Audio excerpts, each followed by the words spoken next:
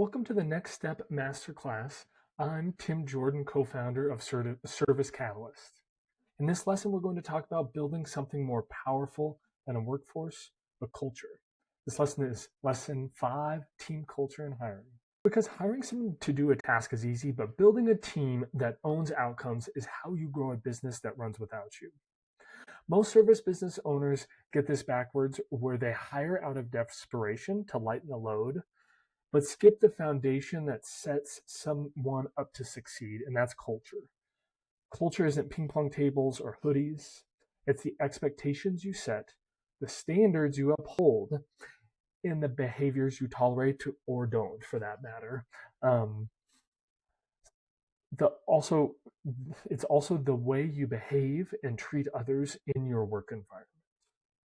Without culture, you'll burn out good employees, constantly retrain, and just have a general feeling that no one in the team gets it. Hiring without culture is just hiring into chaos. So before you write your next job post, ask yourself, what kind of company are you building? What behaviors do we reward here? And what do we never tolerate? Start there. It changes everything. I recommend using core values as your guide rails. Define your core values clearly, not just the words, but what they look like in real behaviors.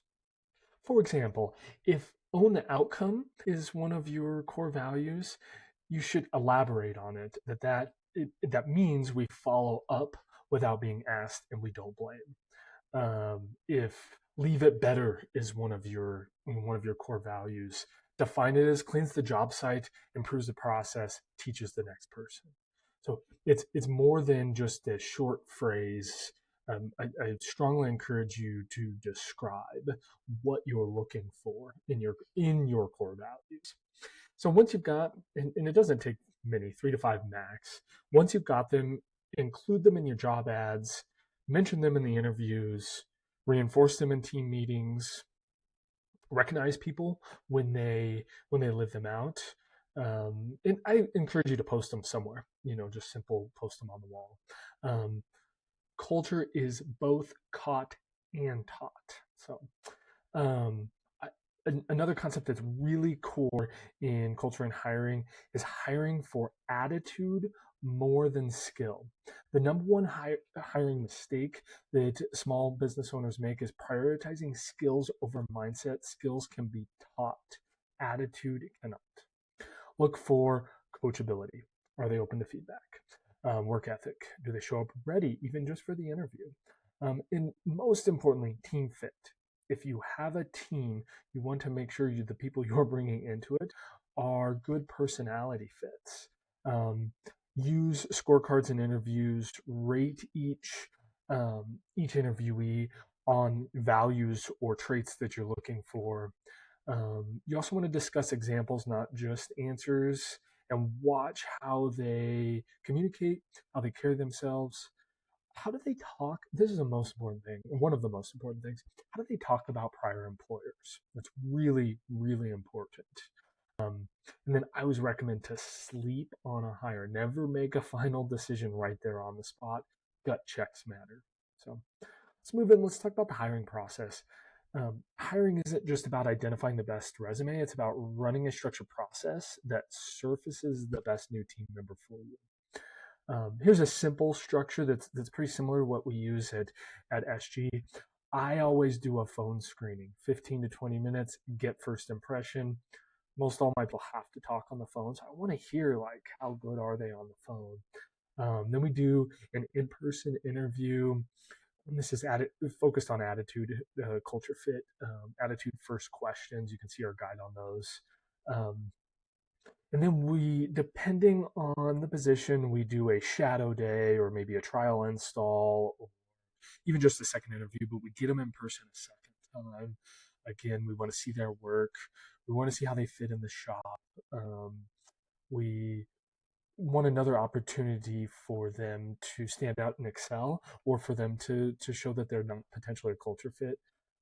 Wherever possible, try and call past employers as well, do reference checks. So We have a standard interview guide and scorecard to compare candidates fairly that's provided with this lesson. Use it and then customize it to your company, um, in your core values and in your specific roles as well.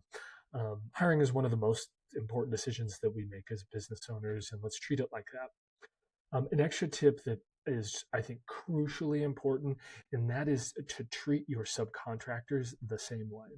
A lot of us, me included, started in adding to our team via 1099 subcontractors. A lot of benefits to that. You have to do it in a specific way, but a lot of benefits to that. But they still need to be culture fits as well. You should still put them through a process similar to an interview process for an employee. Um, you want to also rate them like a new employee. So there's many things that you can't do with them, but you can make sure that they're a good cultural fit before bringing them into the team. Common mistakes that we see out of small service companies is, again, hiring out of panic instead of planning, um, avoiding tough conversations about performance. So, that's specifically in culture management. This is a big one, and I've been guilty of this many, many, many times. So let this sink in. That's letting top performers break cultural rules. If somebody doesn't fit your culture, it doesn't matter how productive or effective they are, you need to let them go. And then another thing that we see a lot is not training managers to lead, just to manage. You have to, the hardest thing that managers do is manage people. So you have to be really intentional about getting them some leadership skills. Remember that one toxic hire or toxic person can undo months of progress. Protect your culture like it's your product, because it is.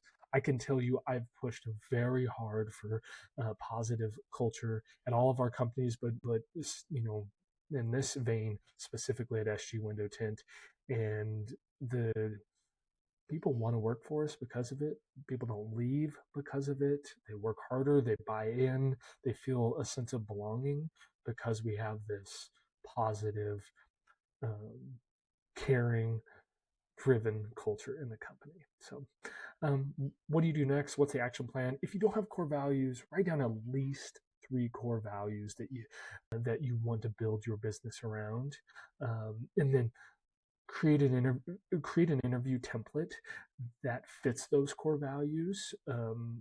So you can use start with the one from this lesson. That's what it's there for, but adjust it to the things that are most important for your business. So inside the Service Catalyst community, we talk hiring all the time.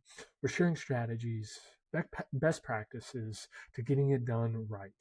And inside the Next Step Accelerators, you get coaching on how to build a team that performs. You peer coach, you talk to each other about mistakes you made, successes you've had. What are the tools that need to be in place so that you can build a team that really performs so that you don't have to carry the business alone? If you're tired of feeling like the only one who cares, this is the next step. Start building a team that owns outcomes, not just tasks. And don't miss out on our next lesson on the sales process, how to turn more leads into real opportunities and real sales.